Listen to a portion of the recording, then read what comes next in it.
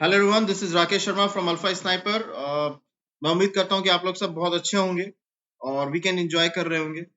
जैसा कि मैंने अपने फेसबुक पेज पे आप लोगों को बोला था कि मैं एक वीडियो बनाने वाला हूं जिसमें मैं बात करूंगा कैंडल स्टिक के बारे में और इसके थ्रू हम कैसे मार्केट की साइकोलॉजी को समझ सकते हैं। This video is all about that topic only. However, I'll try to touch base some basic things, because if I go in depth, then probably video length would be very high, और वो मैं नहीं चाहता कि बहुत बड़ा video बन जाए. मैं बेसिक कॉन्सेप्ट पे ही चीजों पे डिस्कस करने वाला हूँ, and I am sure this will going to help you guys when you do the market analysis. Let's dive in the presentation now. आप लोगों ने नोटिस किया होगा कि मैं कुछ इस तरह के चार्ट्स, ग्राफ हमेशा अपने फेसबुक पेज पे या वीडियोस में हमेशा डालता हूँ या डिस्कस करते रहता हूँ. कई लोगों के मन में सवाल आया होगा कि ये है क्या, क्या है ये, मतलब कुछ रेड दिख रहा है, कुछ ग्रीन दिख रहा है, क्या है ये, और हम इसे कैसे समझें, हम इसकी मदद से कैसे मार्केट की एनालिसिस करें, और इन नटसेल हम इसकी मदद से कैसे मार्केट से पैसा कमा सकते हैं. That's the end objective, right? Candlestick is nothing. It's a way of representing a price into a graphical way. Simple.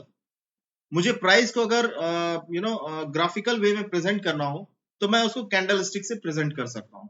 पहली चीज, कैंडल स्टिक बेसिकली जापान में मैनी इयर्स बैक जो राइस मर्चेंट हुआ करते थे वो यूज करते थे इसको, और उसकी मदद से वो राइस के डेली डे टू डे उसके प्राइस या उसके भाव को समझने की कोशिश करते थे, and then they used to trade on that. ये मैकेनिज्म इतना फेमस हुआ कि now across the globe, whosoever doing analysis in stock market, via technical, they follow this candlestick. ये हमें कैसे मदद कर सकता है? पहला, this will help in reading the share price chart और ग्राफ. कि ये जो ग्राफ है, जैसे मैंने अपनी पिछली स्लाइड में दिखाया कि ये गिर रहा है, ये बढ़ रहा है, ये अगेन गिर रहा है, तो हम इसको कैसे समझें? What kind of information I should infer from this. Second, ये हमें हेल्प करेगा मार्केट की साइकोलॉजी को समझने में. यस, ये हमें हेल्प करता है मार्केट की साइकोलॉजी को समझने में. अभी इन्हीं सब टॉपिक्स के बारे में I am going to talk about in my next slides. So candlestick is nothing. It's just as I said, it's a way of presenting the price in a graphical, presentation. That's it. Nothing more than that. ठीक है. अब इसके क्या components हो सकते हैं? Price के क्या कंपोनेंट हो सकते हैं? कैंडलस्टिक प्राइस के 4 कंपोनेंट होते हैं: open, high, low and close. That's it. Candlestick price के 4 ही पैटर्न होते हैं: open, high, low and close. अभी कोई शेयर अगर मैं हाइपोथेटिकली लूं तो 100 रुपए पे ओपन हुआ, मार्केट खुलता है 9:15 पे, राइट? तो 9:15 पे किसी शेयर का भाव लेट्स से 100 रुपए है. फिर in the mid of the time, दिन में वो कभी 110 रुपए चला गया, फिर वहां से फिर वो नीचे आया और 110 रुपए कभी पार नहीं कर पाया उस पर्टिकुलर डे या टाइम फ्रेम पे, तो वो 110 का हाई बन गया. तो that is again one more component, high. During the day खुला था वो 100 पे, ओपन हुआ था 100 पे, लेकिन वो 90 तक गया लेट्स अज्यूम, तो वो उसका लो बन गया. और फिर जब मार्केट क्लोज हुआ तो क्लोज किया उसने लेट्स से 105 पे. So these are 4 variations, or not variations, I'm sorry, components of a price or a candlestick. And ये आपको अभी कई लोगों का ये सवाल हो सकता है कि भाई ग्राफिकल प्रेजेंटेशन तो हम लाइन चार्ट से भी देख सकते हैं. That is very true, but line chart is actually based on the closing price. That will not help you to gauge the market psychology. अभी अगर मैं ये कहूं कि कल क्लोजिंग 100 थी, आज की क्लोजिंग 101 रुपए 50 पैसे है, या उससे पहले की क्लोजिंग 102 रुपए थी, आपको ये तो दिख रहा है कि क्लोजिंग थोड़ी बहुत घट रही है, बढ़ रही है, लेकिन आपको बहुत हद तक फिल्टर्ड वे में मार्केट की साइकोलॉजी पता नहीं चल रही, और आपको ये हाई, लो और ओपन से काफी हद तक आइडिया लगता है कि आप कैसे इस चीजों को समझें कि मार्केट कौन सा डायरेक्शन जा सकता है in a very near future. So yes, अगर क्लोज आपके ओपन से बड़ा है तो वो एक बुलिश कैंडल है. आप लोगों ने कई बार नोटिस किया है कि ये शब्द मैं यूज करता हूं, बुलिश, बियरिश. तो वो मुझे कैसे पता चलता है? It's pretty simple, when a close is greater than open तो वो एक बुलिश कैंडल है। उसी का जस्ट उल्टा, अगर क्लोज कम है ओपन से तो वो बियरिश कैंडल है। फॉर एग्जाम्पल, अगर एक शेयर ओपन होता है 100 रुपीज पे, लेकिन मार्केट बंद होने तक वो क्लोज हो रहा है 105 रुपए पे, तो आप इसको कहेंगे ये एक बुलिश पैटर्न है। वैसे वर्सा, ओपन हो रहा है 100 रुपीज पे, अगर क्लोज हो रहा है 90 पे, तो आप इसको कहेंगे ये एक बियरिश पैटर्न है। Simple, nothing complex in that. अब हम समझते हैं, अभी तक हमने क्या समझा? हमने समझा कैंडलस्टिक क्या होती है।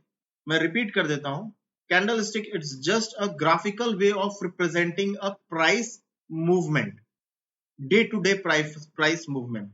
सिंपल। इसमें आई एम श्योर इसमें किसी को समझने में कोई तकलीफ नहीं हो रही होगी। मैं कोशिश कर रहा हूं कि मैं बहुत सिंपल शब्दों में ही समझाऊं। उसके बाद हमने समझा कि भाई कैंडलस्टिक या प्राइस के 4 कंपोनेंट होते हैं, ओपन, हाई, लो, क्लोज। कि किस प्राइस पे ओपन हो रहा है, कौन सा प्राइस हाई बना, कौन सा प्राइस पे लो बना, कौन सा प्राइस पे क्लोज बना। ये चारों चीजें क्यों जरूरी है देखना? इसलिए जरूरी है क्योंकि ये आपको मदद करता है मार्केट की साइकोलॉजी को समझने में।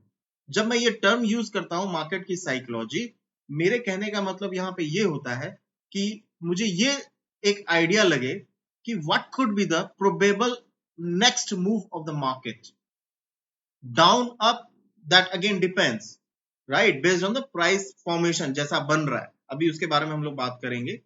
तो वो मुझे एक प्रोबेबल मूव की के डायरेक्शन का एक आइडिया देता है। There is nothing sure shot in the market.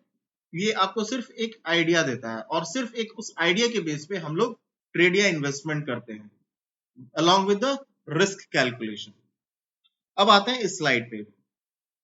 आपके सामने 2 बार दिख रहा है। This is nothing just a candlestick. ये फॉर्म कैसे होता है ये मैं आप लोग को समझाऊंगा, तो शायद आप लोग को आइडिया लगे या आप लोग इसको बेहतर तरीके से समझ पाएंगे कि ये क्या काम कैसे करता है। मान लेते हैं, अभी मैं सिर्फ ग्रीन बार के बारे में बात कर रहा हूं जो आपके लेफ्ट हैंड साइड पे है स्क्रीन पे। मान लेते हैं कि प्राइस ओपन हुआ 100 रुपीज पे, करेक्ट। ओपन होने के बाद एक स्ट्रॉन्ग बाइंग पावर आया, bulls got activated in that stock और उन्होंने प्राइस को ऊपर खींच दिया। ऊपर खींचने के बाद एक हाई बना होगा, एक प्राइस बना होगा वहां पे, लेट्स एज्यूम 110। अब इसको हम हाई क्यों बोल सकते हैं? क्योंकि इसके ऊपर कोई नया प्राइस नहीं गया। तो हम ये जरूर कह सकते हैं कि आज के डेट का 110 रुपए का ये हाई है, करेक्ट। उसके बाद कुछ थोड़ा सा एक स्मॉल सेलिंग प्रेशर आया जिसने प्राइस को फर्दर डाउन मूव की ओर खींचा और फाइनली स्टॉक क्लोज हुआ 105 रुपए पे। मैं फिर से रिपीट करता हूं, ओपन हुआ 100 रुपए पे, बाइंग पावर आई स्टॉक में 110 तक गया, थोड़ी सी सेलिंग पावर आई और फाइनली स्टॉक को क्लोज किया 105 रुपए पे। हम यहां ये क्या कहेंगे? Close is greater than open. तो ये मेरे लिए क्या कैंडलस्टिक पैटर्न है? ये मेरे लिए बुलिश पैटर्न है। मतलब कि मैं ये कह सकता हूं सिर्फ इस इंफॉर्मेशन के बेस पे, if all other things are equal and fits in the curve, मैं ये कह सकता हूं कि ये अभी बुलिश है। अगर मैं इसका इनवर्स एग्जांपल लूं, अब मैं आता हूं राइट हैंड साइड पे। आप अपने स्क्रीन के राइट हैंड साइड पे देखें जो रेड बार है। ओपन हुआ 100 पे, प्राइस ओपन होते के साथ ही एक सेलिंग प्रेशर आया, लाइकवाइज यहां पे आपके बाइंग प्रेशर आया था ग्रीन बार में, उसी तरह से एक सेलिंग, अगर ये ऊपर जा सकता है तो नीचे भी तो जा सकता है। So I have to take both the example. Assuming कि एक सेलिंग प्रेशर आया, एक लो बना 90। अब ये हम इसको लो क्यों कह सकते हैं? क्योंकि 90 के बाद इसने कोई नया प्राइस नहीं प्रिंट किया स्क्रीन पे। उस दिन इसके नीचे कोई प्राइस ट्रेडिंग नहीं हुई। तो for that day 90 rupees became a low of that stock और इंडेक्स व्हाटएवर। 90 का लो बनाने के बाद अचानक से थोड़ा सा बाइंग प्रेशर आया, likewise we had a selling pressure in the left hand side when it made a high of 110. Similarly, in the opposite example, we have a small buying pressure low बनने के बाद और finally इसने close किया 95 पे। मेरे लिए किस तरह का कैंडल है? मेरे लिए ये बियरिश कैंडल है। क्यों है ये बियरिश? क्योंकि इसकी क्लोजिंग उसके ओपन से नीचे थी। अब यहाँ पे ये तो मैंने बात की एक फॉर्मेशन की, कैंडल फॉर्म कैसे होता है, कैंडल बनता कैसे है। अब थोड़ा सा let me touch base upon the psychology part. यहाँ पे क्या साइकोलॉजी हो सकती है, आप लोगों को क्या लगता है? एक स्टॉक जब ऊपर जाता है तो क्या साइकोलॉजी हो सकती है मार्केट पार्टिसिपेंट्स की? When I'm talking about market participant, what do I mean here? All the traders, investors, all people who are doing transaction in the stock market, they are known to be as a market participants, because ultimately that is only either pulling up the price or pulling down the price, correct? Because उनकी एक अपनी psychology होती है, उनकी एक अपनी understanding होती है, उनकी एक अपनी एनालिसिस होती है। हर आदमी की एनालिसिस सेम नहीं होती है। अगर कोई स्टॉक मुझे अच्छा लग रहा है तो एट द सेम टाइम मैं अगर उसको खरीद रहा हूं तो कोई बेच रहा है तभी तो मैं खरीद रहा हूं। जो बेच रहा है उसकी भी एक अपनी अंडरस्टैंडिंग है। उसकी अंडरस्टैंडिंग ये हो सकती है कि वो इस स्टॉक को अब नीचे देख रहा है, अनलाइक मी। मैं क्या देख रहा हूं, मैं इसको ऊपर देख रहा हूं, लेकिन और मैं इसको खरीद रहा हूं, लेकिन वो क्या कर रहा है, वो इसको अब इस स्टॉक को शायद उसकी एनालिसिस ये कहती होगी कि वो स्टॉक अब नीचे जाएगा। तो स्टॉक मार्केट में सभी की अंडरस्टैंडिंग सेम नहीं होती है। अगर सेम होती तो एक ही भाव होता, एक ही प्राइस होता। बट वो प्राइस फ्लक्चुएशन इसीलिए होता है क्योंकि हर आदमी के एक अपना सेंटिमेंट है, अपना रिस्क एपेटाइट है, अपनी साइकोलॉजी है और अपनी एक अंडरस्टैंडिंग है उस स्पेसिफिक स्टॉक या उस इंडेक्स को लेके। Excuse me, I am sorry. So I hope यहाँ पे मैंने आप लोगों को समझाने की कोशिश की है बहुत लेमैन टर्म में, और मैं उम्मीद करता हूं कि ये स्लाइड आप लोगों को समझ में आया होगा। अब आते हैं नेक्स्ट स्लाइड पे। ओके, बिफोर दैट अभी आप एक चीज नोटिस करें कि for the timing let's focus on the left hand side of the screen which is the green bar. ये इसकी बॉडी है, आप देख सकते हैं। मैं कर्सर मूव करता हूं यहां से लेके यहां तक पूरा। This is called the body of that candlestick. Bigger the body better it is, better sentiment it is, be it bullish or bearish. क्या होता है ना, क्लैरिटी होती है किसी एक डायरेक्शन की, तभी उसमें एक मूव आता है या हमारी अंडरस्टैंडिंग बनती है। तो अगर ये इतना बड़ा इसका बॉडी है तो ये बेहतर है। अभी मैं आपको अगला एग्जांपल भी दिखाऊंगा जिससे आपको ये वापस स्लाइड समझ में आ जाएगा। तो ये आप देख सकते हैं कि इस कैंडल की ये जो बॉडी है ये बहुत बड़ी बॉडी है।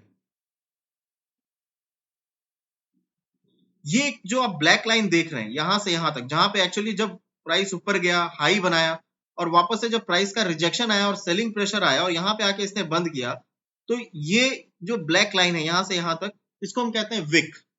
विक कब फॉर्म होता है? विक तभी फॉर्म होता है जब प्राइस में रिजेक्शन आता है कि 100 का प्राइस था, ओपन हुआ था, 110 तक गया, लेकिन वो फिर फर्दर ऊपर नहीं जा पाया और वहां पे एक रिजेक्शन आया और फाइनली यहाँ पे नीचे क्लोज किया इसने। तो एक यहाँ पे क्लोज करने के बाद एक इसने एक विक बनाया, ठीक है। Smaller the wick better the situation is.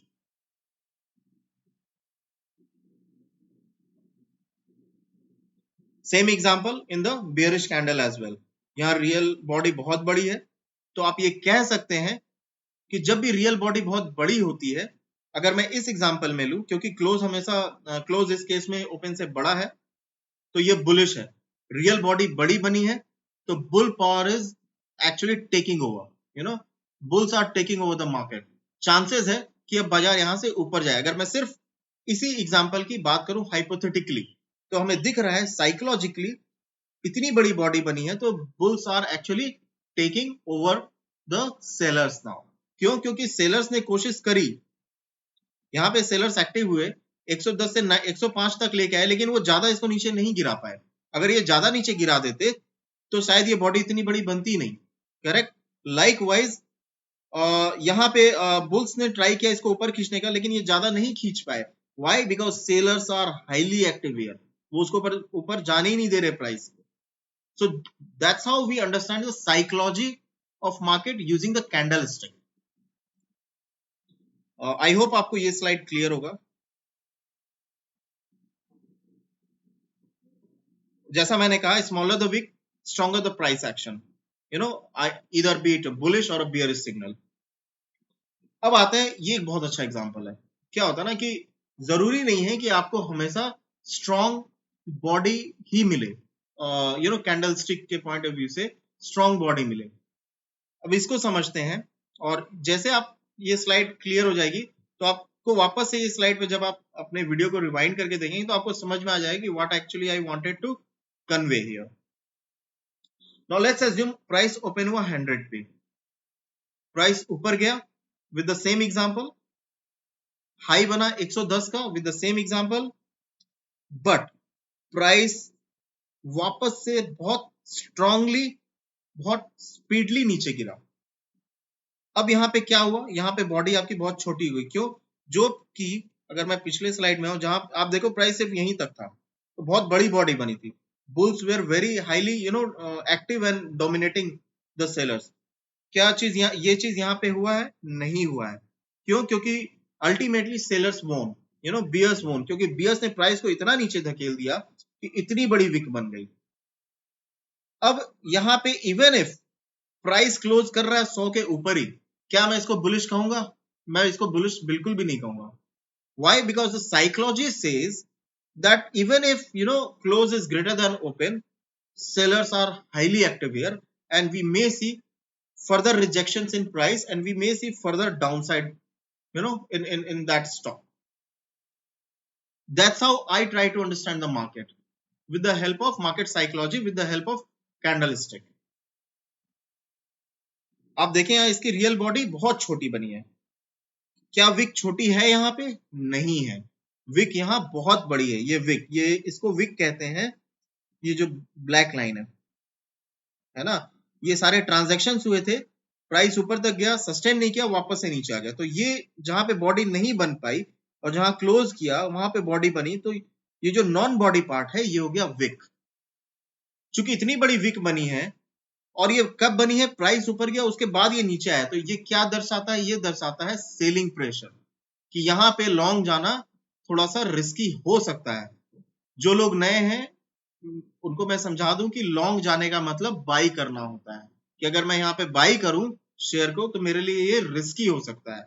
क्यों? क्योंकि सेलर्स आर एक्टिव हियर और शायद वो प्राइस को और नीचे धकेल दें। सेम एग्जांपल अगर मैं इसके इनवर्स एग्जांपल दूं, वाइस वर्सा, ओपन हुआ 100 पे, प्राइस सेलिंग प्रेशर आया, तुरंत उसने प्राइस को नीचे धकेल दिया, लो बना 90 का। 90 का लो बनने के बाद immediate we have seen some bull power, और बुल्स टुक द चार्ज। और यहाँ पे क्या बेसिकली क्या साइकोलॉजी वर्क कर रही है यहाँ पे? बुल और बियर फाइट, कि कौन जीतता है लास्ट में, राइट? फर्स्ट एग्जांपल में बियर्स जीते क्योंकि उन्होंने प्राइस को नीचे ही धकेल दिया और क्लोजिंग ओपन के आसपास ही हुई है और इतनी बड़ी विक बनी है, तो सेलिंग प्रेशर तो बहुत ज्यादा है। तो अल्टीमेटली हु वोन? बियर्स वोन। यहाँ पे कौन जीत रहा है? सेलर्स ने डोमिनेट करने की कोशिश करी, प्राइस ओपन हुआ 100 पे जरूर, लो भी बनाया 90 का, लेकिन उसके तुरंत बाद we have seen a immediate jump in the price and finally bull won और प्राइस 95 पे क्लोज हुआ। Now as for the slide number 2, when I said that close is lesser than open, it is a bearish candle. Indeed it is, but psychology क्या है यहाँ पे? psychology ये है कि sellers were dominating, no doubt about that, but ultimately who won? Bulls won. जो buyers थे वो ही जीते हैं क्योंकि उन्होंने प्राइस को नीचे सस्टेन ही नहीं होने दिया और सेलर्स को हरा दिया यहाँ पे। तो क्या ये मेरे लिए एक बियर सिग्नल है? डेफिनेटली नॉट, ये मेरे लिए एक बुल सिग्नल है। इनफैक्ट मेरे लिए बहुत स्ट्रॉन्ग बुल सिग्नल है। क्यों? क्योंकि साइकोलॉजी यहाँ पे मार्केट की ये रही है कि सेलर्स ने कोशिश करी बायर्स को हराने की, लेकिन बायर्स नहीं हारे और उन्होंने अपने प्राइस को ऊपर की ओर खींच दिया और सेलर्स हारे यहाँ पे।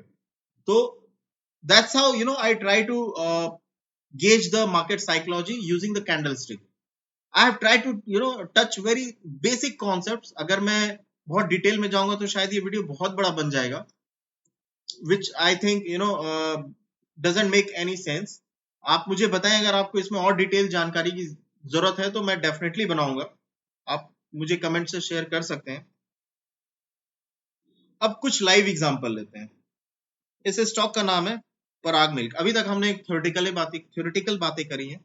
अब एक लाइव एग्जांपल लेते हैं जो कि रियल मार्केट सिनेरियो का एग्जांपल है। अभी आप देखें कि यहाँ पे आप देख रहे हैं रेड ग्रीन।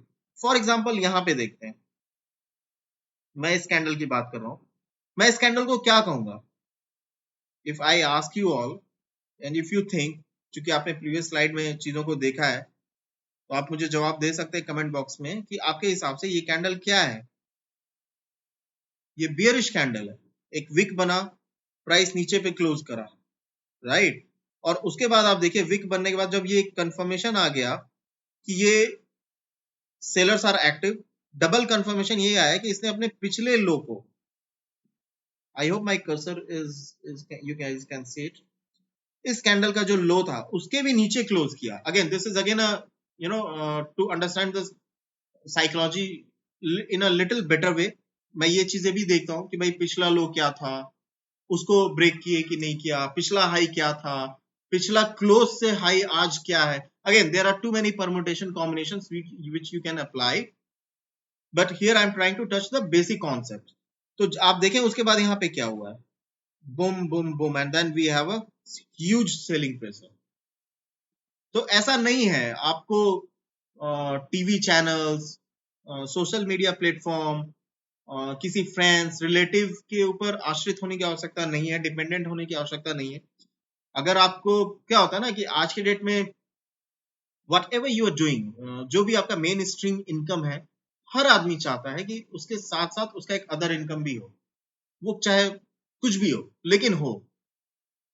उसके लिए ना थोड़ी मेहनत करनी पड़ती है, आपको थोड़ा सा टाइम देना पड़ेगा। आप जो भी काम कर रहे हैं, be it your software engineer, your doctor, lawyer, whatever you are, तो आपको अगर करना है कि भाई मुझे ना कुछ और भी साइड में करना है, मेरा एक मेन स्ट्रीम इनकम तो है ही लेकिन एक और अदर इनकम हो, तो नथिंग रॉन्ग इन दैट। तो आप उसमें थोड़ी सी रिसर्च करते हो, थोड़ी नॉलेज बढ़ाते हो, right. Likewise same thing happen in the stock market. अभी let's say for example if you are a doctor and after getting a degree, next day you don't start your clinic, you work under some experienced doctor, you gain some experience, and then gradually you start developing your own judgment on cases, right? So similar thing happens in the stock market. Now coming back to this slide, for example आप यहाँ पे देखें, ये लो था, अगर आप देख पा रहे होंगे, ये कैंडल का लो और इस कैंडल का लो आप देखें बहुत अंतर है। ये कैंडल पहली बात तो अपने आप में एक बुलिश कैंडल है, there is no wick at all, मतलब कि यहाँ पे प्राइस का कोई रिजेक्शन ही नहीं है, तो बहुत स्ट्रॉन्ग है, और close is greater than open, तो again it is a very bullish candle. Second, this candle itself not only the bullish but also bullish in a sense that it has crossed the previous candle high. Now this is again a psychology to understand कि जो पिछले दिन का high था हम सिर्फ उसको ही नहीं तोड़ रहे बल्कि एक बहुत स्ट्रॉन्ग बुलिश कैंडल से तोड़ रहे हैं। तो ये एक बहुत स्ट्रॉन्ग सिग्नल होता है अपने आप में। और आप देखें उसके बाद क्या हुआ है, boom boom boom, we have a huge jump. Parag milk Friday को कुछ 10-11% अप था। ये मेरे व्हाट्सएप का स्क्रीनशॉट है, ये मैंने किसी को बोला था पराग मिल्क लेने के लिए, and one of my family friend, and he bought, and you can see the reply. So मेरा ये स्क्रीनशॉट शेयर करने का मकसद शो ऑफ नहीं है, और मुझे ये इसकी जरूरत भी नहीं है, क्योंकि मुझे पता है मैं क्या एनालिसिस करता हूँ, because ultimately market is something where I need to prove myself and nobody else, और मुझे किसी और के सामने ये प्रूव करने की जरूरत नहीं है। बट जस्ट टू, क्या होता है ना, यूट्यूब वीडियो में बहुत लोग ज्ञान की बातें करते हैं, बट फैक्ट्स एंड फिगर्स की बातें विद एविडेंस लोग नहीं करते हैं। मैं यहाँ विद एविडेंस कर रहा हूँ कि ये मैंने किसी को बोला था, और उसके बाद ये फिर उसका रिप्लाई आया कि यस इट वर्क। और मैंने अपने फेसबुक पोस्ट पे ऐसे इतने सारे एग्जाम्पल्स शेयर किए हुए हैं। जो लोग नए हैं, आप चाहें तो मेरे फेसबुक पेज पे जा सकते हैं, मैं अपने इस यूट्यूब वीडियो के लिंक में डाल दूंगा, कंटेंट लिंक में डाल दूंगा, तो यू कैन रेफर दैट। और मैंने वहां पे बहुत सारे लाइव एग्जाम्पल्स शेयर किए हैं जहाँ पे चीजें वैसी ही हुई हैं। कई लोग, मैं कोई इंडिकेटर यूज नहीं करता। अगेन जो लोग नए हैं, इंडिकेटर क्या होता है मैं आपको बता दूं। अगर आप 4 व्हीलर ड्राइव करते होंगे तो आप उसमें कोई भी व्हीकल ड्राइव कर रहे हैं तो उसमें इंडिकेटर्स होते हैं, जो आपको अगर राइट जाना होता है तो आप राइट दबाते हैं, and then it start blinking. Similar thing, work in the stock market. There are few indicators. If you apply that, it will help you to gauge the trend. Again, trend. But वो lagging होते हैं. कई बार क्या होता है ना, ultimately the main indicator is price only. जो चीज आपको प्राइस बता सकता है वो आपको और कुछ नहीं बताएगा, और कोई चीज नहीं बताएगा. अभी एवरी इंडिकेटर, मैं एक वीडियो अलग से बना दूंगा इंडिकेटर पे, no worries, but every indicator is calculation is based on price only. तो पहले प्राइस आएगा, उसके ऊपर फिर उस इंडिकेटर की कैलकुलेशन होगी. तो अगर प्राइस 100 से 110 चल चुका है तो शायद आपको, और प्राइस के हिसाब से, प्राइस एक्शन के हिसाब से, अगर आपको शायद बाई करना था लेट्स से 105 रुपए पे, तो वो आपको इंडिकेटर आपको सिग्नल देगा बाई करने का let's say 110, 115, something like that. तो इसको बोलते हैं lag, it's lagging. But this nothing, I am not against using it, I don't use it. Obviously when I started my analysis, technical analysis few years back, I also started using indicators at that point of time, but later I realized that the best indicator is price only, and if you are able to understand that, you don't need anything else. ये एक example और लेते हैं Asian paint का. ये बहुत recent example है जो मैंने अपने फेसबुक पोस्ट पे डाला था, और जहां तक मुझे याद है शायद मार्केट खुलने से पहले डाला था, या शायद हाँ मार्केट खुलने से शायद पहले ही डाला था. और मैंने उस समय लिखा था कि I am going to see, और probably as per my analysis we are going to see some profit booking in the stock Asian paint. ये एशियन पेंट है, कंपनी हम सभी जानते हैं, और ये उसका शेयर है. मैंने ये कैसे मुझे कैसे पता चला? मैंने कोई रॉकेट साइंस नहीं करी थी. जैसा मैंने प्रीवियस स्लाइड में डिस्कस किया है, आप देख सकते हैं कि यहाँ पे विक बना, प्राइस रिजेक्शन हुआ, यहाँ पे विक बना, प्राइस रिजेक्शन हुआ. वही सेम जोन, अगेन आप मेरे पुराने वीडियोस जाके देखें, मैं हमेशा ये बातें बोलता हूँ, supply zone, resistance, demand zone, support, इस तरह की बातें मैं हमेशा करता हूँ. कि यहाँ सेलर्स एक्टिव हैं, यहाँ बायर्स एक्टिव हैं. तो यहाँ पे मुझे ये दिख गया ना कि भाई यहाँ पे विक बना हुआ है, बॉडी बहुत छोटा है, यहाँ पे बहुत स्ट्रॉन्ग बेयरिश कैंडल है. तो ये एक जोन ऐसा है जहां पे प्राइस सस्टेन नहीं कर पा रहा है. और अगेन अगर ये प्राइस सस्टेन कर लेता है, और अगर यहाँ पे एक ब्रेकआउट आता है, वो that is going to be very strong breakout, very strong breakout, और फिर हम एक अप मूव देख सकते हैं. बट मुझे ये कैसे पता था कि यहाँ पे स्ट्रॉन्ग ब्रेकआउट नहीं आएगा, और चांसेस है कि शायद ये रिजेक्शन ही हो जाए बिकॉज ऑफ दीज विक्स, ये जो विक्स फॉर्म कर रहे हैं, क्योंकि बॉडी बहुत छोटा है ना. तो ये साइकोलॉजी दर्शाता है कि sellers are still dominating, right. So that's all.